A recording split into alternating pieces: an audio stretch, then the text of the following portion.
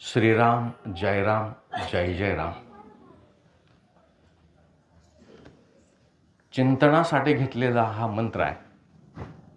श्रीराम जयराम जय जयराम. काय आहे मंत्राचा अर्थ? या मंत्रामध्ये 3 शब्द आहेत. पहिला शब्द आहे श्रीराम, दुसरा शब्द आहे जयराम आणि तिसरा शब्द आहे जय जयराम.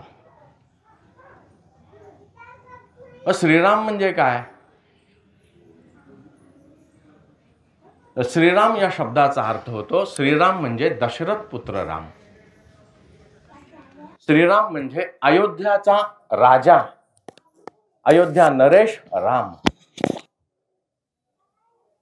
जयराम म्हणजे काय?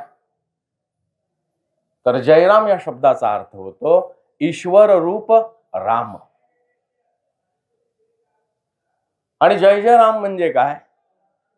तर जय जयराम म्हणजे सर्वांच्या हृदयामध्ये असणारा राम. त्या रामालाच आत्माराम असं म्हणतात. म्हणजे जय जयराम म्हणजे आत्माराम. मग काय सांगतो हा मंत्र? हा मंत्र असं सांगतो की श्रीराम म्हणजे अयोध्येचा जो राजा राम आहे, जो दशरथ पुत्र राम आहे, त्या दशरथ पुत्र रामाचे गुण अंगी बाणवायचे आहेत. आणि दशरथ पुत्र रामाचे गुण अंगी बाणवून जयराम म्हणजे ईश्वर रूप रामाची उपासना करायची आहे, ईश्वर रूप रामाची भक्ती करायची आहे. अयोध्यापुत्र, अयोध्येचा जो राजा राम आहे, जो दशरथ पुत्र राजा राम आहे, त्या रामाची गुणवैशिष्ट्ये अंगात बाणवायची आणि ती गुणवैशिष्ट्ये अंगामध्ये बांधवून ईश्वर रूप रामाची उपासना करायची, त्याची भक्ती करायची. आणि त्याची भक्ती करत असतानाच जय जयराम म्हणजे सर्वांच्या हृदयामध्ये असणारा जो राम आहे, तो राम मीच आहे असा आपल्याला अनुभव येतो. असा या मंत्राचा अर्थ आहे, असं या मंत्राचं फळ आहे. मी आत्ताच आपल्याला म्हटलं की दशरथ पुत्र राम, त्याची गुणवैशिष्ट्ये अंगी बाणवायची आहेत, ईश्वर रूप रामाची उपासना करायची आहे आणि तो राम मी आहे याचा अनुभव घ्यायचा आहे. असा अनुभव या मंत्राने येतो, असं सामर्थ्य या मंत्रामध्ये आहे. राम नाम फार श्रेष्ठ आहे. किती श्रेष्ठ आहे राम नाम? भगवान महादेव माता पार्वती देवीला सांगतात, सहस्त्रनाम तत्तुल्यम राम नाम वरानने. विष्णू सहस्त्रनामामध्ये त्याचा उल्लेख आलेला आहे. एक राम म्हटलं, एकदा राम म्हणायचं, एकदा राम म्हणायचं आणि इकडे 1000 देवाची नावं घ्यायची. सहस्त्रनाम तत्तुल्यम, 1000 नावाच्या बरोबरीला एक राम नाम आहे. म्हणजे एकदा राम म्हटलं की आपल्याला 1000 नावं देवाची घेतल्याचं पुण्य मिळत असतं. इतकं रामनामाचं श्रेष्ठत्व आहे. मग आपण कितीतरी वेळा म्हणतो राम राम राम राम, कितीतरी वेळा म्हणतो, पण असा अनुभव आला का मला की तो राम मी आहे याचा मला अनुभव आला का? मला तरी याचा अनुभव आला नाही. आला असता तर मी माझ्या घरामध्ये त्या रामनामाच्या आनंदातच बसलो असतो. इथे येऊन बसायची काही गरज लागली नसती. पण मला अनुभव येत नाही तो. मग तो मला अनुभव का येत नाही? त्याचं उत्तर असं आहे, मी जी काही गोष्ट करतो ती गोष्ट मी न समजता करत असतो. आमच्याकडे ती मुलं येतात, शाळेमध्ये मुलं येतात आणि शाळेत मुलं आली की आम्ही काय करतो, त्यांना एखादी कविता पाठ करायला सांगतो. ती पोरं काय करतात, कविता पाठ करतात. आणि ती कविता पाठ करून काय करतात, दुसऱ्या दिवशी येतात आणि तसंच म्हणतात. त्यांना अर्थ विचारला तर ते अर्थ काय सांगत नाही, त्यांना त्याच्यातलं काही कळत नाही आणि एक अक्षर चुकलं की पुढचं काही येत नाही. का? अर्थेविन पाठांतर व्यर्थची बडबड. तसं माझं आहे. मी जे काही गोष्ट करतो ती गोष्ट न समजता करतो आणि जी गोष्ट मी न समजता करतो ती गोष्ट मला फळ देत नाही. आणि म्हणून संत सांगतात, संत म्हणतात, न समजता परोपरी साधने केली कोटीवरी, परी तो मोक्षाचा अधिकारी होणार नाही. काय म्हणतात? न समजता परोपरी साधने केली कोटीवरी, परी तो मोक्षाचा अधिकारी होणार नाही. तुम्ही देवाच्या नावानं कितीही केलं आणि न समजता केलं तर त्याचा काहीच उपयोग होणार नाही, असं संत सांगतात. मी नाही सांगत, मी फक्त निरोप आहे. माझ्या पदरचं मी काही सांगत नाही. जे काही संतांनी सांगितलेलं आहे तेच सांगण्यासाठी ते बसलेलं आहे. आणि म्हणून काय केलं पाहिजे? आपल्याला समजून घेतलं पाहिजे. मग समजून घेणे कुणाची जबाबदारी आहे? इथे बसलेल्या लोकांची जबाबदारी आहे. आणि समजून देणं कुणाची जबाबदारी आहे? इथे बसलेल्या लोकांची जबाबदारी आहे. आता समजून दिलं आणि समजून घेतलं म्हणजे झालं का? नाही, याला परमार्थ म्हणत नाहीत. मग परमार्थ कशाला म्हणतात? जे समजून दिलेलं असतं आणि समजून घेतलेलं असतं ते दोघांनी जसंच्या तसं जगणं आणि वागणं, याला परमार्थ म्हणतात. आणि असं जो जगतो वागतो त्याला संत भाग्यवंत म्हणतात. मी नाही म्हणत, संत त्याला भाग्यवंत म्हणतात. मग भाग्यवंताच्या पंक्तीमध्ये जाऊन बसायचं का करंट्याच्या पंक्तीमध्ये जाऊन बसायचं? ज्याचं त्यांनी ठरवायचं. समजले आणि वर्तले तेची भाग्य पुरुष भले. ज्याला जसं समजलंय तसं जगतो वागतो तो भाग्यवंत असतो. या वेगळे जे उरले ते करंटची भले. तो करंट असतो, मग करंट्याच्या पंक्तीत जायचं का भाग्यवंताच्या पंक्तीत जायचं? ज्याचं त्यांनी ठरवायचं. आणि म्हणून आपण समजून घेऊ. तुम्ही आम्ही खेळी मिळी गदारोळे आनंदे. माझं काही चुकलं तर खालून सांगायचं बरं का, मला चालतंय. हा, कारण मी शेवटी मास्तरच आहे ना, त्यामुळे काय वेळा चुकतं आमचं. पोरं खालून सांगतात, सर सर हे चुकलं. हा, अरे हो चुकलं. तसं खालून तुम्ही सांगितलं तरी चालतं. तुम्ही आम्ही खेळी मिळी. आणि आपण समजून घेऊ. मग दोघं कशासाठी समजून घ्यायचं? कशासाठी समजून द्यायचं? बुद्धिमत्तेचं श्रेष्ठत्व मिरवण्यासाठी नव्हे, हा, परमार्थ करण्यासाठी. आणि म्हणून आपण समजून घेऊ. श्रीराम जय राम जय जय राम म्हणजे काय? पांडुरंग परमात्म्याला वंदन, सर्व संतांना वंदन, माझ्या ग्रामदेवतेला वंदन, विश्ववंदनीय असणाऱ्या माझ्या सद्गुरूंना वंदन. वचन ऐका कमळापती, माझी रंकाची विनंती. कर जोडितो कथे काळी, आपण असावे जवळे.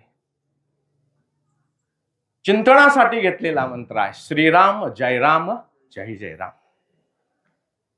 श्रीराम म्हणजे दशरथ पुत्र राम. राजा दशरथ आरशात बघत बसले होते. राजदरबारात जायचं होतं आणि राजदरबारात जायचं असताना जरा नीट असायला पाहिजे ना. देवाला सुद्धा आरसा दाखवावा लागतो महाराज, तुम्ही आम्ही तरी कोण. आणि मग त्याने आरशामध्ये पाहिलं आणि आरशात पाहिल्यानंतर एक केस दाढीचा पिकलेला दिसला. कुणाला पिकलेला दिसला दाढीचा? एक केस. राजा दशरथांना एक केस दाढीचा पिकलेला दिसला. आणि त्याच बरोबर राजा दशरथांनी आपल्या श्री गुरूंना बोलावून घेतलं, वशिष्ठांना बोलावून घेतलं आणि सांगितलं, गुरुजी आता मी म्हातारा झालो. किती केस पिकलेला होता हो? हे सगळं पिकलं तरी सोडवत नाही महाराज, बरोबर ना?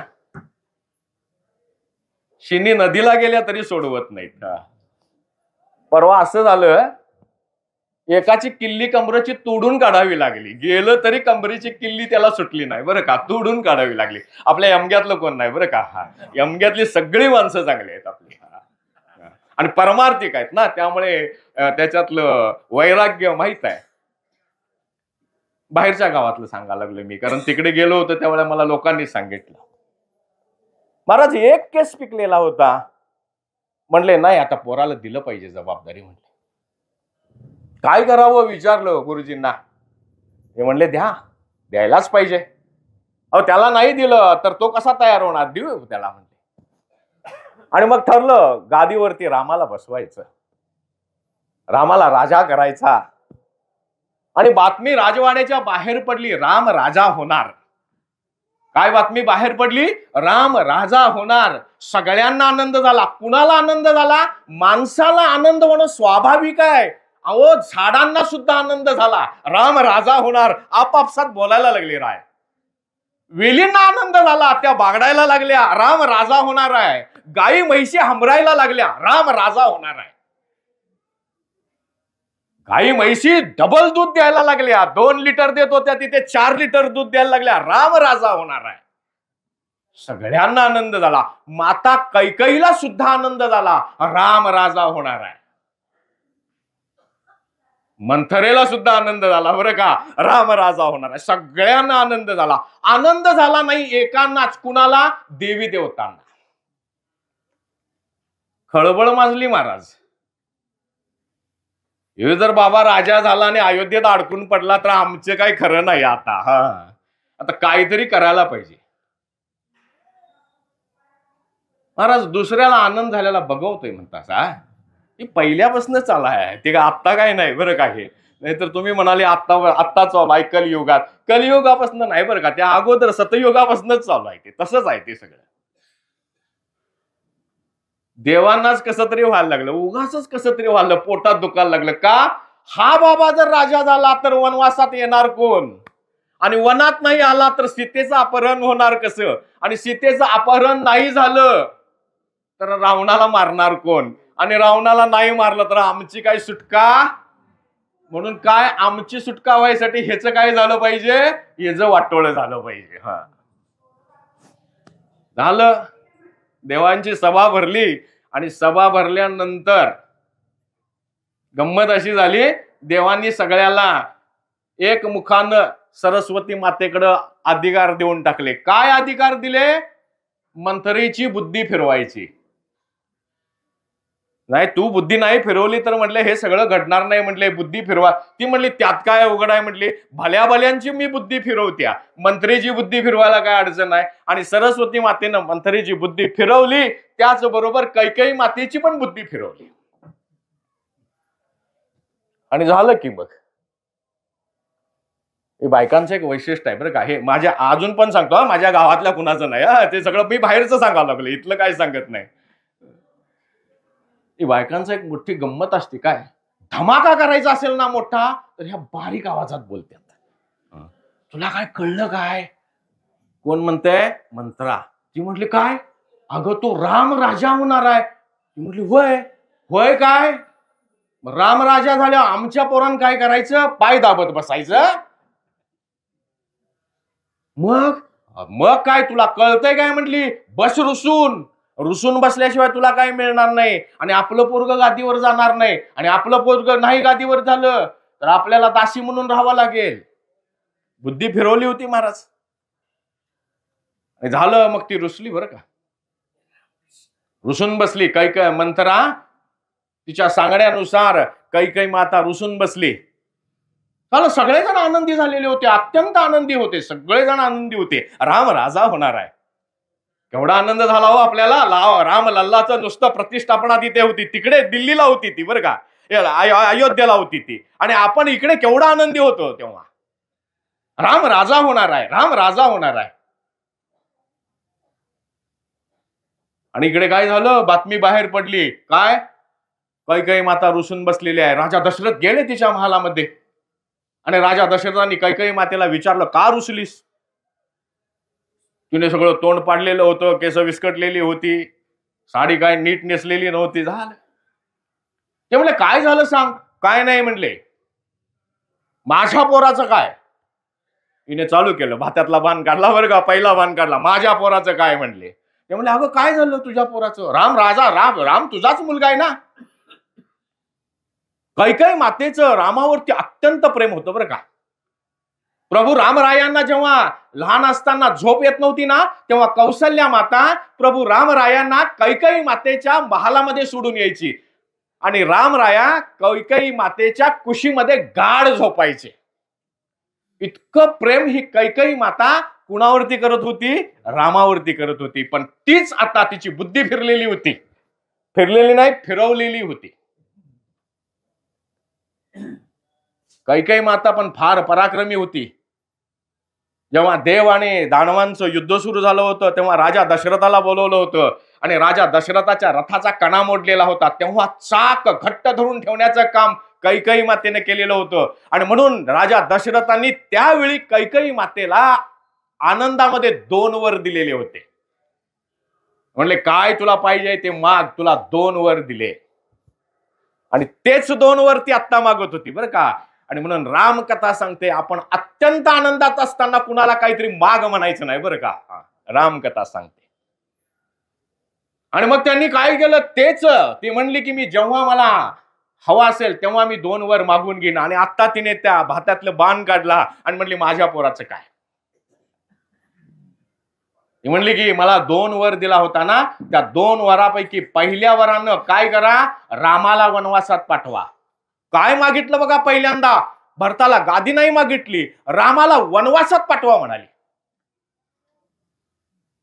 भरताला गादी जर पहिल्यांदा मागितली असती तर हा बाबा द्यायलाच तयार होता की, आणि रामही द्यायला तयारच होते की. मग भरत जरी गादीवर बसला आणि तिथे राम, अयोध्येमध्ये जर राम असतील तर मग भरताला कोण विचारणार, सगळे रामालाच विचारणार. आणि मग गादीवर बसून काय उपयोग. म्हणून शिकण्यासारखं असते बरं का त्यांच्याकडनं, बरचसं काही शिकण्यासारखं असते. म्हणून पहिल्यांदा काय मागितलं, वनवासात पाठवा म्हणाले रामाला, 14 वर्षाचा वनवास. मग दुसरा वर मागितला, भरताला गादीवरती बसवा.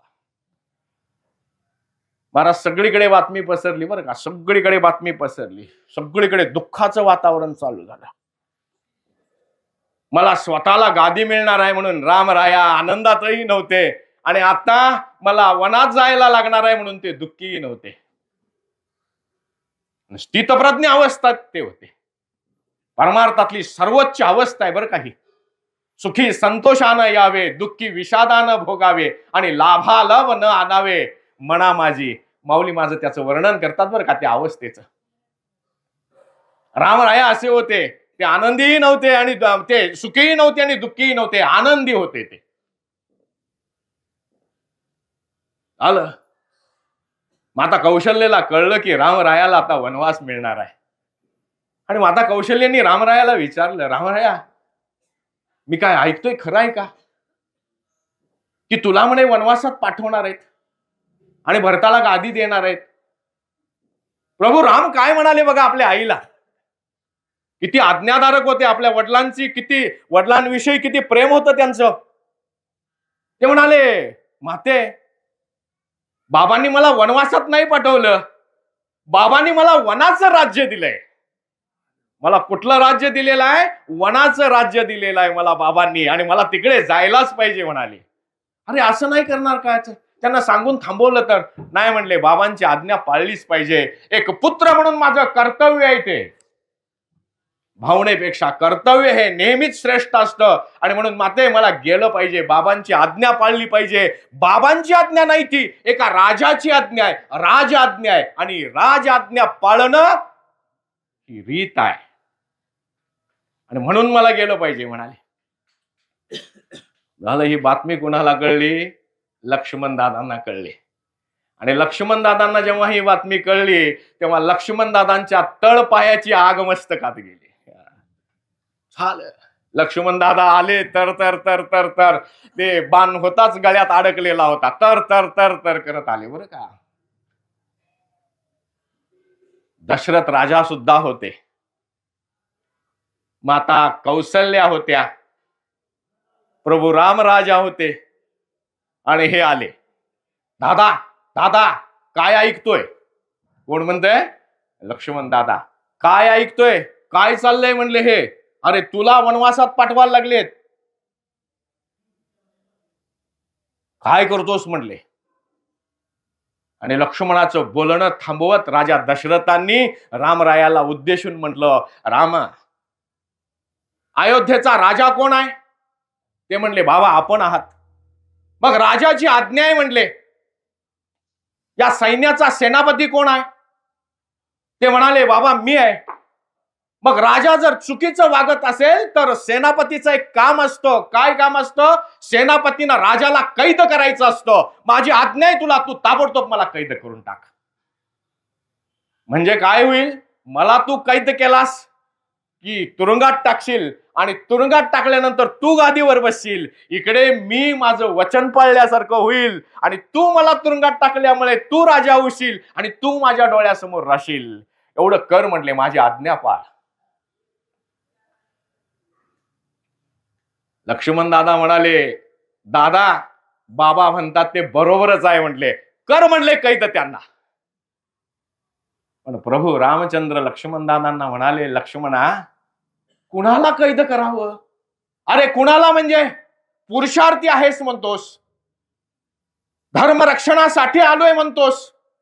यदा यदा हि धर्मस्य ग्लानिर्भवति भारत अभ्युत्थानम धर्मस्य तदानात्मं सृजाम्यहम. दुष्टांना मारण्यासाठी आलोय म्हणतोस, सज्जनांचं रक्षण करण्यासाठी आलोय म्हणतोस, पुरुषार्थी आहे म्हणतोस, धर्म रक्षणासाठी आलोय म्हणतोस, आणि घरातच अधर्म चाललाय, त्याचं काय करतोस? लक्ष्मण दादा विचारतात बरं का रामरायांना, केवढं यांनी विचारतात बघा, अरे घरातच आपल्या अधर्म चाललाय त्याचं काय? रामराया म्हणाले, लक्ष्मणा काय म्हणतोस बाबा? म्हटले घरात अधर्म चाललाय. काय अधर्म चाललाय सांग म्हटले. आपल्या रघुवंशाचं तत्व आहे, रघुवंशाचं ब्रीद आहे काय? प्राण जाये पर वचन न जाये. त्या वचनासाठी मला ते पाठवायला लागलेत, त्या माझ्या बापाला कैद करू? अरे कुणावर बाण चालवू म्हणाले? तू म्हणतोस ना हे गळ्यामध्ये नुसतं अडकून काय करतोस? उचल आणि लाव बाण. कुणावर बाण लावू म्हणाले? ज्याला बघता क्षणी लांबून पाप पळत जातात, हात जोडून पळत जातात, कुडकुडत पळत जातात, त्या माझ्या भरतावरती? अरे माझा भाऊ आहे तो म्हणाले, किती निरापराध आहे तो, त्याला बघता क्षणी पाप सुद्धा पळून जातंय, पाप सुद्धा जवळ येत नाही, अशा भरतावरती बाण चालू आणि मग धर्म कसला काय सांभाळू म्हणाले? नाही म्हणले, आपल्याला राजआज्ञा पाळली पाहिजे, आपल्याला गेलंच पाहिजे म्हणाले. तुला यायचं असेल तर चल माझ्या बरोबर. ते म्हणले, अरे जिथे राम आहे तिथे लक्ष्मण आहेच आहे म्हणाले. आणि मग हे सगळेजण कुठे झालं, राम लक्ष्मण सीता जायला निघाले बरं का. निरोप घेतला सगळ्यांचा आणि जायला निघाले. पहिला मुक्काम पडला भारद्वाज नावाच्या ऋषींच्या आश्रमामध्ये आणि तिथे ते पहिले राहिले.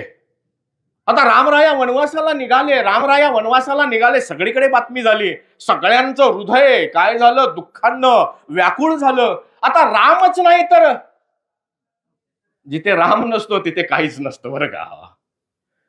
म्हणताय ना, आपण म्हणतो की अरे याच्यात काय राम नाही, याच्यात काय राम नाही म्हणजे याच्यात काही अर्थ नाही. आता मग अयोध्येतच राम नाही तर अयोध्येतच काही अर्थ नाही, मग अयोध्येत अर्थ नाही तर चला रामाबरोबर म्हणले.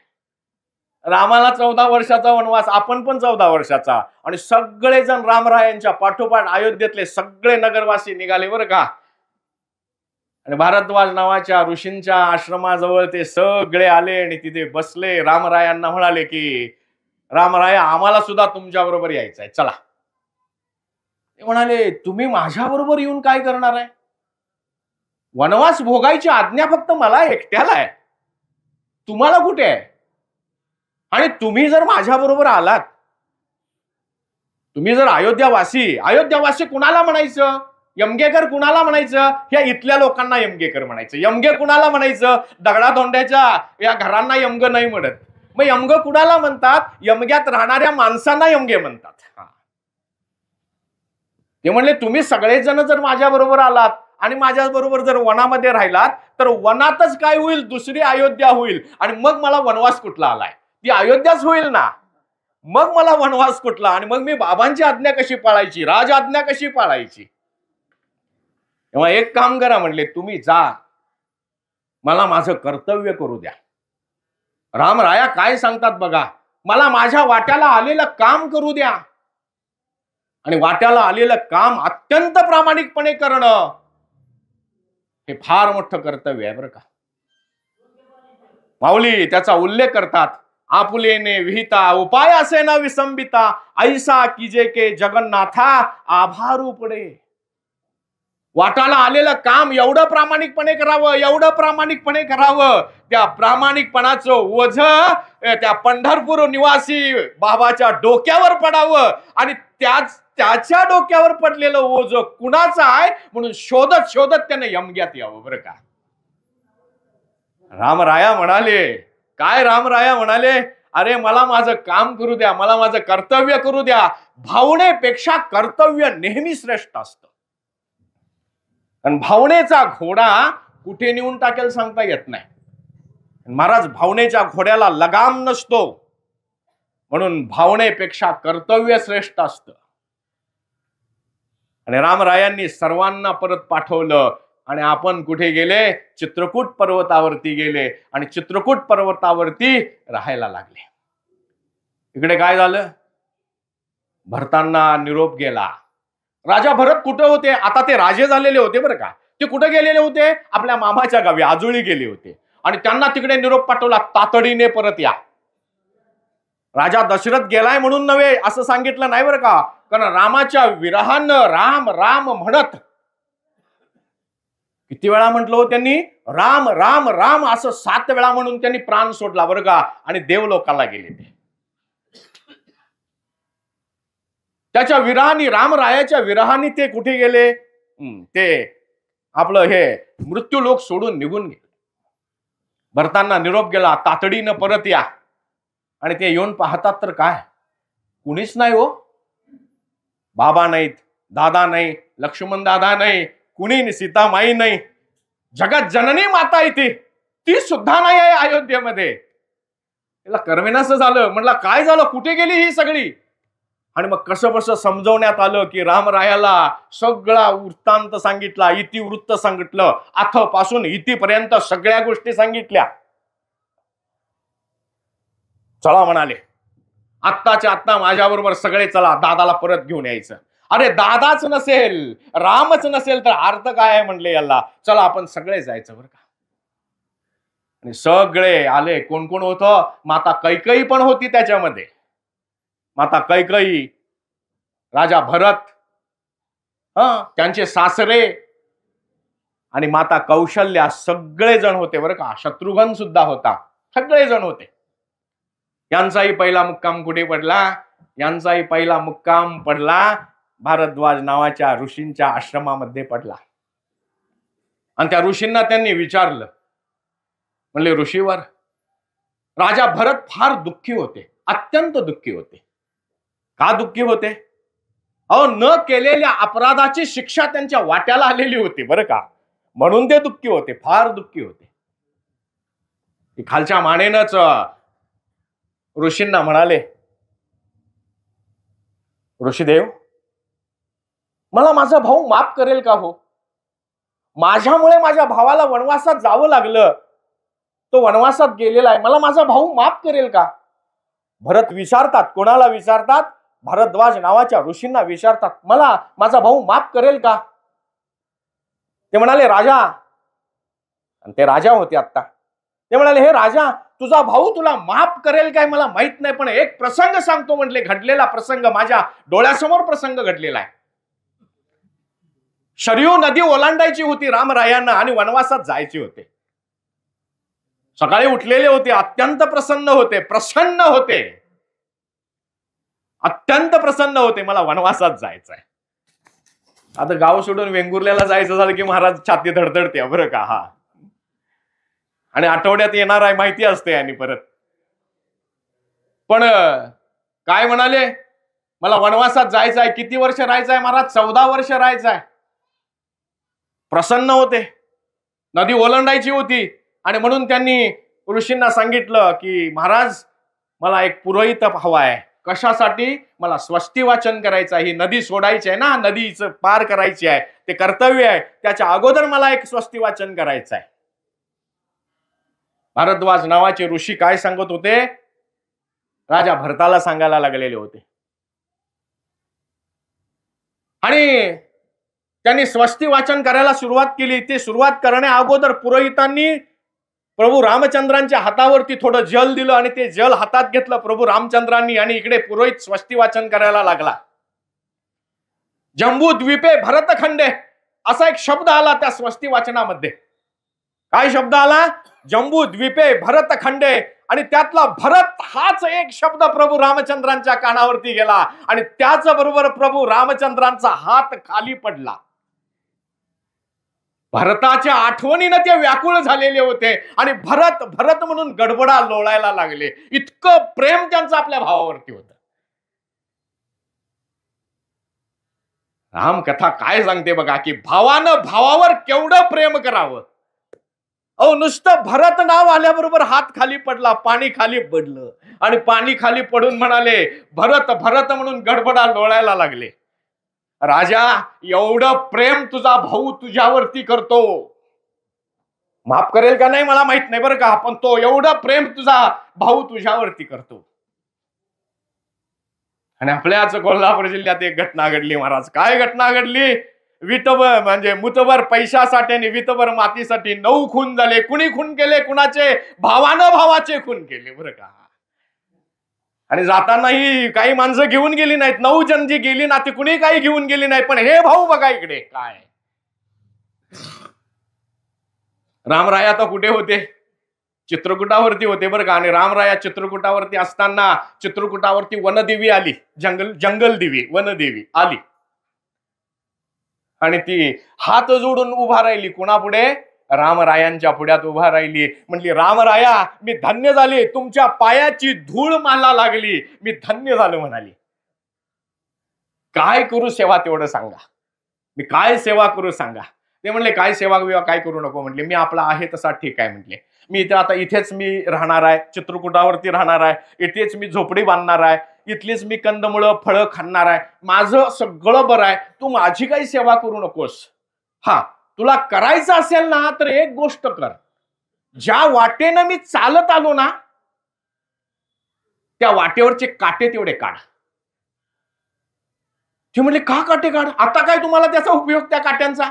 आता तुमच्या पायामध्ये काटे मोडलेले आहेत, पायात काटे मोडले ते मी काढेन, पण वाटेवरच्या काट्यांचा काय उपयोग? म्हणले आता तुम्हाला त्याचा काय उपयोग होणार आहे? नीट ऐका बरं का. का म्हणाले ते म्हणाले वनदेवी, मी कुठं आहे हे शोधत शोधत माझा भाऊ येणार आहे म्हणले थोड्या दिवसांनी. आणि माझा भाऊ जेव्हा भरत या वाटेने येणार आहे ना, मला काटे लागले, मी सहन केलं, पण माझा भाऊ जेव्हा या वाटेने येईल ना तेव्हा माझ्या भावाला काटे लागतील, ते मला सहन होणार नाही, म्हणून तू काटे काढ. महाराज, रामकृष्ण हरी म्हणायचा अधिकार कुणाला? माफ करा बरं का, मी कुणावर टीका करत नाही. रामकृष्ण हरी म्हणायचा अधिकार कुणाला? जो असं भावावर असं प्रेम करतो, जो आपल्या भावावर रामासारखं प्रेम करतो, त्यालाच रामकृष्ण हरी म्हणायचा अधिकार आहे बरं का. म्हणाले का का काढ? म्हणाले माझ्या भावाला काटे लागतील आणि माझ्या भावाला लागलेले काटे मला नाही सहन होणार, मी सहन करू शकतोय माझे काटे. भरत आले, दादा चल, दादा चल. नाही मला नको म्हणाले ते चल चल बघू, तू पहिला तू घरला चल.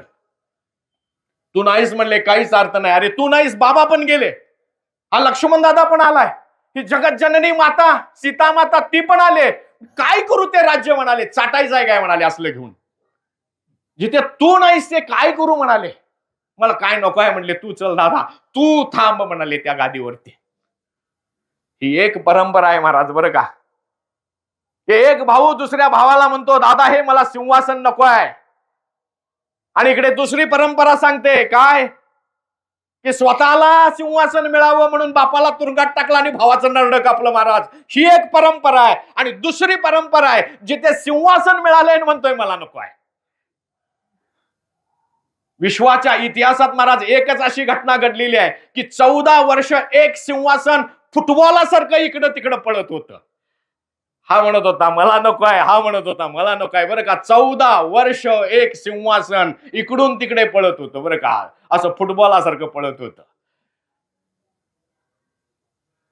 भरतांनी सांगितलं दादा बाबा नाहीत आता चल. रडायला लागले ते, आणि रडायला लागल्यानंतर मग रामरायांनी भरताला समजावलं. प्रभूंना सुद्धा शोक झाला, वडील गेल्याचं दुःख झालं, पण शहाणी माणसं असतात ती फार काळ दुःख करत बसत नाहीत बरं का. त्यांना माहित असतं जे येतं ना ते जातं. मग येतं काय? हे शरीर येतं, येतं टिकतं आणि जातं. त्याच्या धर्मानुसार गुणधर्मानुसार ते जातच असतं, येतच असतं, जातच असतं, टिकतं आणि जातं. पण जो मी आहे, या शरीराच्या आत असणारा जो मी आहे, तो मी येतही नाही आणि जातही नाही. आणि म्हणून हे शहाण्या माणसांना माहित असतं, म्हणून शहाणी माणसं शोक करत नसतात. प्रभू रामरायांनी आपला शोक आवरला आणि शोक आवरून भरताला समजावून सांगितलं, अरे भरता, समुद्रामध्ये दोन ओंडके असतात, दोन ओंडके एकत्र राहत असतात, गुण्या गोविंदानं ते एक जागी राहत असतात. पण एक अशी लाट येते की ती लाट काय करते, त्या दोन ओंडक्यांना बाजूला करते आणि ते दोन ओंडके कायमचे बाजूला होतात. तसं माणसं एकत्र राहतात, पण प्रारब्ध नावाची एक अशी लाट येते जिथे प्रारब्ध संपतं, मृत्यू नावाची एक अशी लाट येते आणि ती लाट काय करते, त्या माणसाला बाजूला करते, कायमचं बाजूला करतं. जीवनातलं अंतिम सत्य प्रभू रामरायांनी भरताला केवढ्या एका वाक्यात सांगितलं होतं बघा. आणि म्हणून कर्तव्याला सर्वश्रेष्ठ महत्व दिलं पाहिजे. बाबांची आज्ञा आहे, बाबांनी तुला सांगितलेलं आहे. काय बाबांनी सांगितलं की तुला गादीवरती बसायचं आहे आणि मला कुठे जायचं आहे, वनवासात जायचं आहे. आपला बाप केवळ बाप नव्हता, तो राजा होता आणि राजाची आज्ञा आहे. राजाची आज्ञा पाळणं ही नीती आहे आणि म्हणून नीतीचं पालन केलं पाहिजे. सगळे अयोध्यावासी रडायला लागलेले होते. अयोध्यावासींनी सगळ्यांनी त्यांना विनंती केली, पण प्रभू रामचंद्रांनी लोकभावनेला महत्व नाही दिलं. प्रभू रामचंद्रांनी राजआज्ञेला महत्व दिलं, कारण राजआज्ञा पाळणं ही नीती असते. भावनेपेक्षा नीती सर्वश्रेष्ठ असते, भावनेपेक्षा कर्तव्य श्रेष्ठ असतं. आणि म्हणून असे गुण आपण लक्षात घ्यायचे. श्रीराम हा शब्द काय सांगतो की दशरथ पुत्र राम असा. पुढे सीतामाईचं अपहरण झालं आणि सीतामाईचं अपहरण झाल्यानंतर मग ते हनुमंतराय आले, सुग्रीव आले, हे सगळं आलं बरं का. आणि हनुमंतरायाला पाहता क्षणी प्रभू रामचंद्रांनी कडकडून मिठी मारली आणि मिठी मारताना रामराया हनुमंतरायाला म्हणतात, हनुमंता तू मला कसा प्रिय आहेस, तू मम प्रिय भरत सम भाई. हनुमान चालीसा वाचत असतील त्यांच्यासाठी लक्षात येईल. काय म्हणाले बघा, तुम मम प्रिय भरत सम भाई. लक्ष्मणासारखा तू मला प्रिय आहेस म्हणाले नाहीत बरं का. मला प्रिय कुणासारखा आहेस तू, भरतासारखा प्रिय आहेस. एवढं प्रेम ते भावावरती करत. हनुमंतरायाला गच्च मिठी मारली, झालं. सीतामाईचा शोध लागला आणि सीतामाईचा शोध लागल्यानंतर ठरलं की सुग्रीवांनी मदत करायची. बिभीषण आलेले होते, बिभीषणांनी मदत करायची. आणि मग त्याच्या बदली बिभीषणाला काय द्यायचं, लंकेचं राज्य द्यायचं. लंकेचं राज्य द्यायचं म्हटल्यानंतर सुग्रीवांनी एक शंका उपस्थित केली बरं का. हनुमंतरायांनी उपस्थित नाही केली बरं का. उपस्थित केली ती सुग्रीवांनीच केली. आणि सुग्रीव म्हणाले, रामराया, समजा आपण जर रावणाला नाही मारला तर तुम्ही आत्ताच म्हटला की मी बिभीषणाला लंका देईन, मग बिभीषणाला काय देणार. सुग्रीवा, मी जर नाही रावणाला मारलं तर मी इथून 14 वर्ष वनवास भोगून गेल्यानंतर माझ्या वाट्याला जो राज्याचा 1/4 भाग येईल, तो 1/4 भाग मी बिभीषणाला देईन. कारण प्राण जाये पर वचन न जाये, या रघुवंशातला मी आहे म्हटले, आणि म्हणून मी त्याला माझं राज्य देईन. आसक्ती नव्हती बरं का, म्हणून ते प्रसन्न होते. आणि मग झालं, शिष्टाई करायला अंगद गेले. शिष्टाई करायला अंगद गेल्यानंतर झालं काय, शिष्टाई निष्फळ झाली. रावण महाज्ञानी होता, पंडित होता, पण अहंकारी होता. शिष्टाई निष्फळ झाली आणि निष्फळ झाल्यानंतर ठरलं आता युद्ध करायचं, कारण युद्धाशिवाय पर्याय नाही. महाराज, जिथे नीती संपती ना तिथे ठोकशाहीच करायची असते. आणि म्हणून रामकथा काय सांगते, एकदा सांगा, दोनदा सांगा, तिसऱ्यांदा तोंडानं सांगू नका, मग हातानं सांगा. आणि ठरलं आता हे रावण असं ऐकत नाही, आता याला हाणायचाच म्हटले. आणि हाणायचा, मग युद्ध करायचं. आणि मग प्रभू रामचंद्रांनी जांबुवंतांना बोलावून घेतलं आणि जांबुवंतांना बोलावून घेऊन जांबुवंतांना म्हटले की आता तो काय ऐकत नाही, आपल्याला युद्ध करायचं आहे म्हटले, पण युद्ध करण्याच्या अगोदर मला एक यज्ञ करायचा आहे म्हटले. रामकथा काय सांगते बघा, कोणतंही कार्य करायचं असेल तर सगळ्यात पहिल्यांदा देवकार्य करायला लागतं.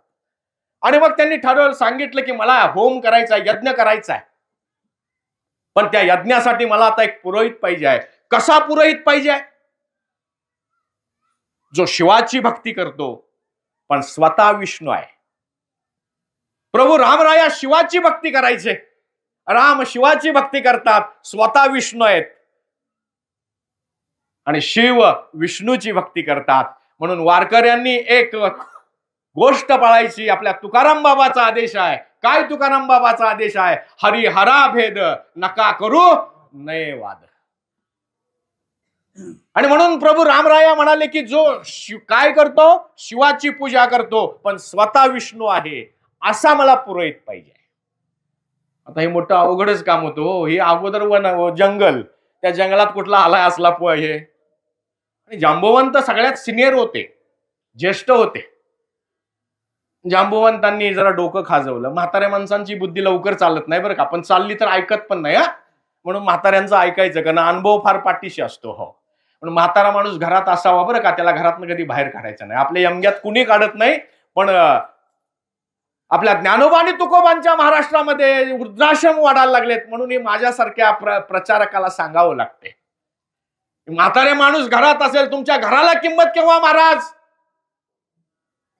घरी म्हातारे आईबाप जर दारात खुर्ची टाकून बसले ना, तर त्या बंगल्याला किंमत बरं का, नाही तर त्या बंगल्यामध्ये काही अर्थ नाही महाराज. मग ते स्मशानातलं घर आणि तुमचा बंगला सगळा सारखाच बरं का. सकल धूर्ताची येते जिये का माता पितरे. माऊली माझी सांगते बरं का, काय अहो आई वडील असतील ना, एकदा त्यांना दररोज सकाळी उठून आंघोळ करून प्रदक्षिणा घातली ना, कुणालाही पाया पडावं लागत नाही म्हणतात. कुठल्याही तीर्थाला जायची गरज नाही लागत म्हणतात. म्हणून म्हातारी माणसं घरात असावीत. त्यांनी डोकं खाजवलं बरं का, जांबुवंतांनी डोकं खाजवलं आणि म्हणले रामराया आहे आहे, एक सापडला म्हणले. हा आहे म्हटले, पण येतोय का नाही कोणाला माहित म्हणले. कोण आहे म्हणाले? असा आहे म्हणाले एक. सांगा ना म्हणले कोण आहे? अरे रावण म्हणले. महाज्ञानी आहे म्हणले, पंडित आहे म्हणले, स्वतः काय करतो, शिवाची पूजा करतो आणि स्वतः विष्णू आहे म्हणले, पण येतोय का नाही कोणाला माहित. बघा तरी म्हणले, प्रयत्न करा, जा म्हणले त्याच्याकडे. निघाले बरं का. हे जांबुवंत कोण आहेत? पुलस्त नावाचे जे ऋषी आहेत, त्या ऋषींचे ते मित्र आहेत. आणि पुलस्त ऋषी रावणाचे आजोबा आहेत. त्यामुळे आपल्या आजोबांचे ते मित्र आहेत, आणि म्हणून रावण जांबुवंतांना आजोबा म्हणत होता. हे इकडे वानरदाळ्यात काय काय चाललंय खळबळ, राजाला कळायला पाहिजे की. राजा 1000 डोळ्यांनी राज्यकारभार करत असतो, 1000 कानांनी राज्यकारभार करत असतो. आणि मग रामाच्या ह्याच्यामध्ये काय काय चाललंय ते सगळं रावणापर्यंत बातमी पोहोचत होती. रावणाला कळलं जांबुवंत यायला लागलेले आहेत. कशासाठी?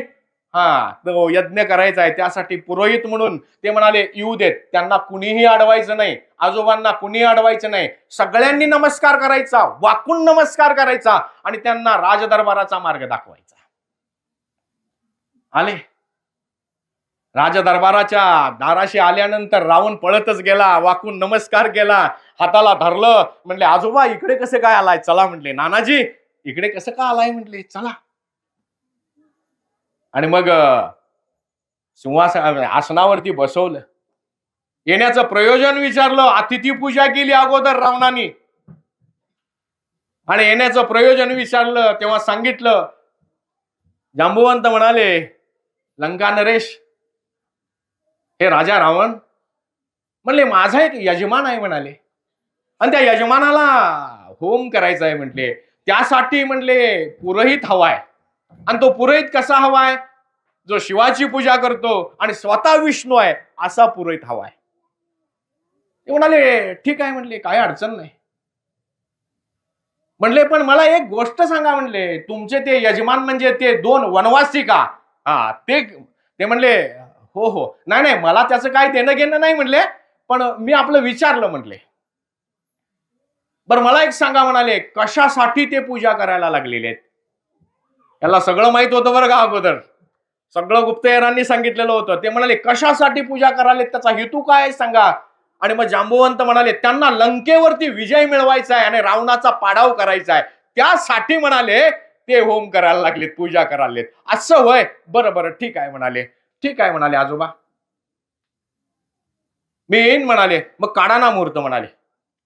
आता ह्याला मुहूर्त काढाय काय अवघड होता. नवग्रह ह्याच्या पायातच होते सगळे. नवग्रहांना 33 कोटी देवांना यानं बांधून टाकलेलं होतं आणि मग नवग्रह सुद्धा ह्याच्या पायामध्ये होते. शनीच्या पाठीवरती यानं पाय दिलेला होता. रावण बसायचा कसा, सिंहासनावर बसायचा आणि पायाखाली कोण होता, शनी होता बरं का. त्या शनीच्या पाठीवरती पाय देत होता हा. रावण साधा सुद्धा नव्हता. कुबेराची गळपट धरून त्यानं खाली आणलेला होता, त्याला त्याच्या रथासह खाली आणलेला होता. इतका महापराक्रमी होता, पंडित होता, ज्ञानी होता. एकच गोष्ट होती, अहंकारी होता. त्यामुळे असं होय, बरोबर ठीक आहे ठीक आहे म्हणाले. म्हणले काढा म्हणले सगळे, हे काय अडचण नाही म्हणले. आणि मग ते सगळे नवग्रह होते ना, त्यांना म्हणले ए मंगळ उठ, चाल इथं बस. त्या गुरुला म्हणले ए उठ गुरु, तू इथं बस. बुधाला म्हणले उठ, तू इथं बस. झालं, सगळ्यांना सुईनं बसवून घेतलं आणि म्हणाले आजोबा मुहूर्त ठरला म्हणाले. कुठला मुहूर्त? 2 दिवसावरती ब्राह्मी मुहूर्त आहे म्हणले. त्या ब्राह्मी मुहूर्ताला मी येईन. दीपक भटजीला काय नुसतंच तसं बोलवतोय आपण घरला, त्याला बाकीचं विचारते की होम करायचे आहे, मग ते समिधा पाहिजेत की काय काय काय काय लागणार यादी दे. यांनी विचारलं काय काय लागणार आहे, यादी द्या. हे म्हटले यादी तुमच्याकडे कुठं आली आहे म्हटले, ते तुमचे 2 यजमान वनवासी म्हटले, त्यांच्याकडे काय आहे म्हटले, त्यांच्याकडे काय नाही म्हटले, मीच घेऊन येतो म्हटले. कारण आपल्या यजमानाकडे जर काही साहित्य नसेल तर ते घेऊन होम पूर्ण करणं हे पुरोहिताचा धर्म असतो म्हटले. आणि मी पूर्ण पूजेचा पुरोहित आहे, अपूर्ण पूजेचा पुरोहित नाही. म्हणून आजोबा मी सगळं साहित्य घेऊन येतो, तुम्ही काही काळजी करू नका. 2 दिवसांनी आपल्याला होम करायचा आहे. कोण म्हणताय? रावण म्हणतोय बरं का. झालं, हे आले.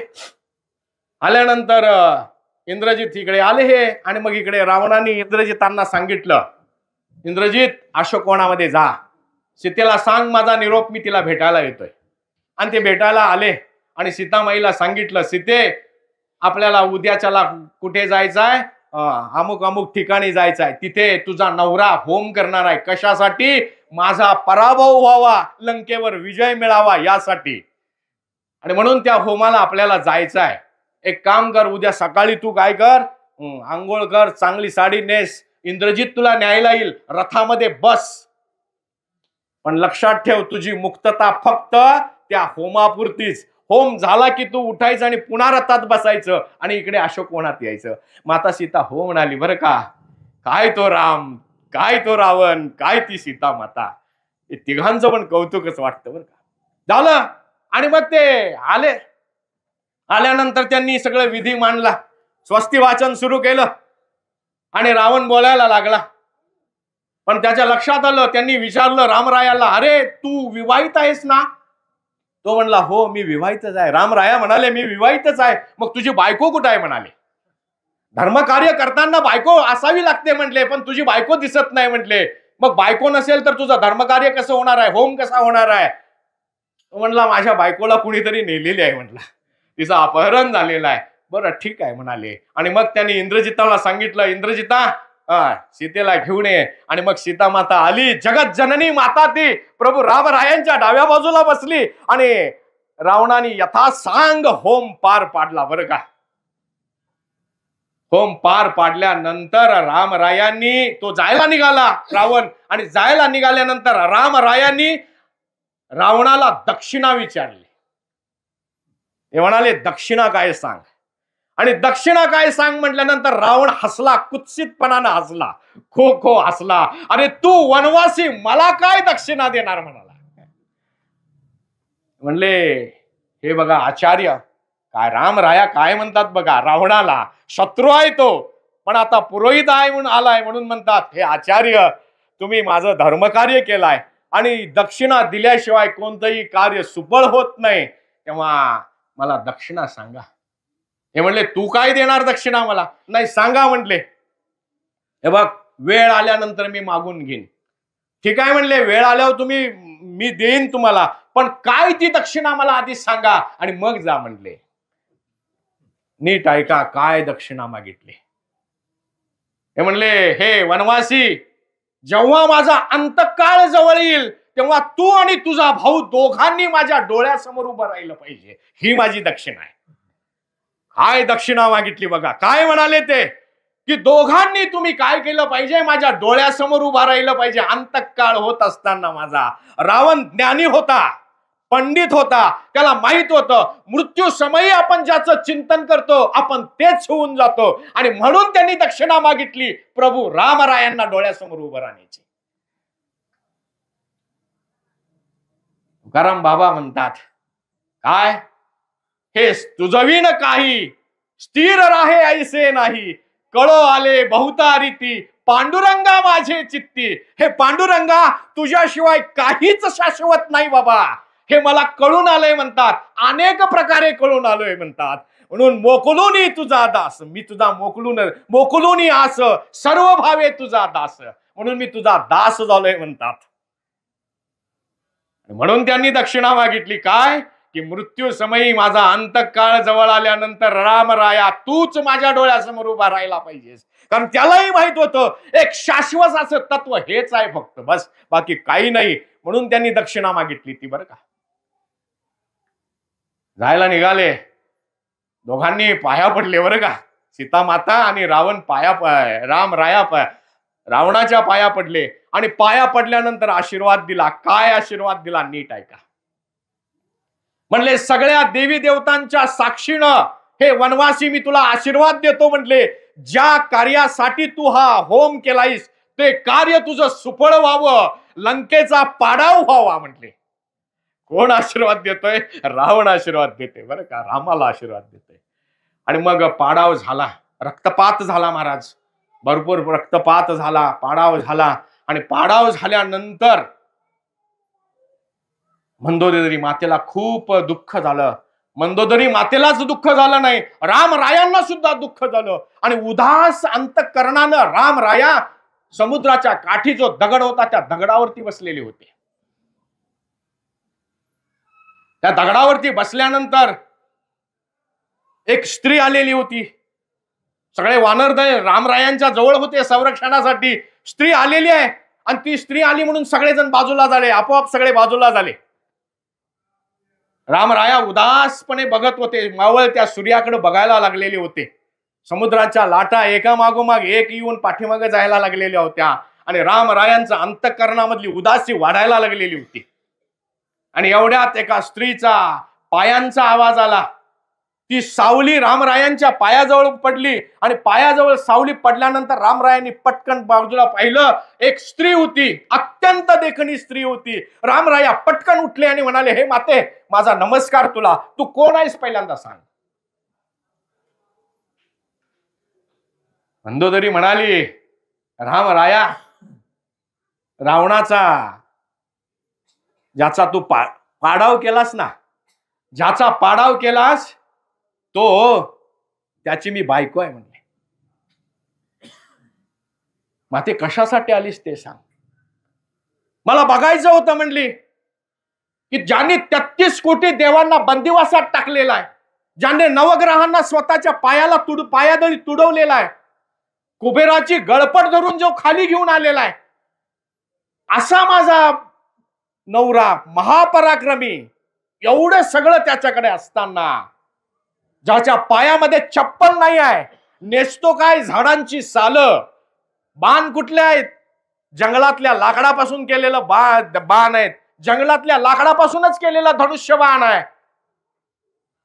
त्याच्याकडे काहीच नाही, त्यांनी माझ्या नवऱ्याला मारलं, असं काय आहे त्याच्याकडे ते बघण्यासाठी मी आलोय म्हटले. कोण म्हणतंय? माता मंदोदरी म्हणते. बरं का, असं बघण्यासाठी मी त्याच्याकडे आलोय. आणि मग त्यांनी म्हटलं की माते काय आहे माझ्याकडे ते सांग. म्हणले, रामराया, तुझ्याकडे एक गोष्ट आहे. कळलं का म्हणले तुला? अरे इथे येण्या अगोदरच कळलंय म्हणले मला. मग काय कळलंय ते सांग. आणि मग माता मंदोदरी म्हणाली, रामराया, अत्यंत देखणी स्त्री आहे मी, पतिव्रता आहे. संपत्ती केवढी आहे माझ्या नवऱ्याची? 7 कोटी घरे सुवर्ण कांचनाची, विटा मातीची गणतीच नाही. 7 कोटी घरं त्याची सोन्याची होती. विटा मातीची किती होती हिशोबच नाही म्हणतात महाराज. एवढी सगळी संपत्ती आहे, कुबेर स्वतः पायाशी आहे. आणि एवढं असताना काय झालं, माझ्या नवऱ्याला मोह झाला परस्त्रीचा. पण तू मात्र काय केलास, एक परस्त्रीस आलेली असताना पटकन उठून उभारलास आणि म्हटलास, माते माझा नमस्कार तुला, तू कोण आहेस सांग.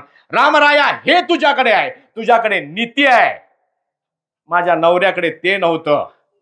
आणि म्हणून महाराज म्हणतात, सप्तकोटी घरे सुवर्ण कांचनाची, विटा मातीची गणतीच नाही. एवढं सगळं असताना रावणाचं राज्य कसं बुडालं समर्थ विचारतात. तरी पा म्हणा सांग असे काय झाले, अकस्मात ते रावणाचे राज्य बुडाले. रावणाचं राज्य बुडालं नाही म्हणतात तुकाराम बाबा त्याला उत्तर देताना. रावणाचं राज्य बुडवलं म्हणतात. कुणी, लंका वानरा हाती लंका घेवविली म्हणे तुका, असा हा श्रीराम.